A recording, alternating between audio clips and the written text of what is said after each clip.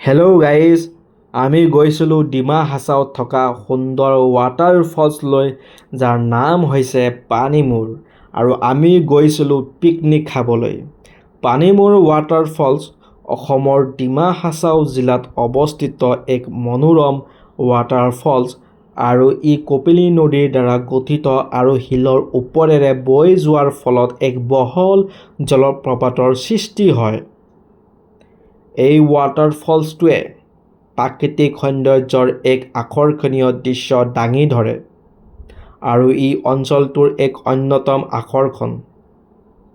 ইয়াৰ মূল আকৰ্ষণ হৈছে ইয়াৰ বহল জলপ্ৰপাত আৰু চাৰিওকাষে থকা প্ৰাকৃতিক দৃশ্য। শিলাময় ভূখণ্ডৰ ওপৰেৰে বৈ যোৱা কপিলী নদীয়ে এক মনোমোহা দৃশ্য সৃষ্টি কৰে। পানীমূৰ জলপ্ৰপাত পৰ্যটনৰ এক অন্যতম স্থান। ইয়ালৈ বিভিন্ন লোকে প্ৰাকৃতিক সৌন্দৰ্য উপভোগ কৰিবলৈ আহে। নদীখনৰ ওপৰত নাও চলাচল কৰে, লগতে ৰাফ্টিং আদি কৰিব পাৰি। বছৰৰ শেষত ডিচেম্বৰ, জানুৱাৰী, ফেব্ৰুৱাৰীলৈকে বহুত মানুহ ইয়াত পিকনিক খাবলৈ আহে। জলপ্ৰপাতটোৰ ওচৰত পৰিষ্কাৰ পৰিচ্ছন্নতা বজাই ৰখাৰ ওপৰত গুৰুত্ব দিব লাগে। অঞ্চলটোৰ সৌন্দৰ্য বজাই ৰখাৰ বাবে সকলোৱে সহযোগিতা কৰাটো প্ৰয়োজন।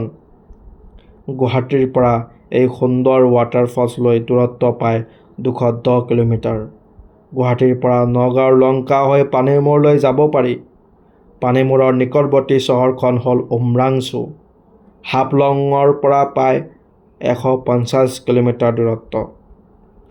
প্ৰকৃতি ভালপোৱা একাংশ লোকৰ বাবে অতি চিনাকি নাম পানীমূৰ। অতি সুন্দৰ ৱাটাৰফলছ। বহুতেই পানীমূৰৰ বিষয়ে নাজানে।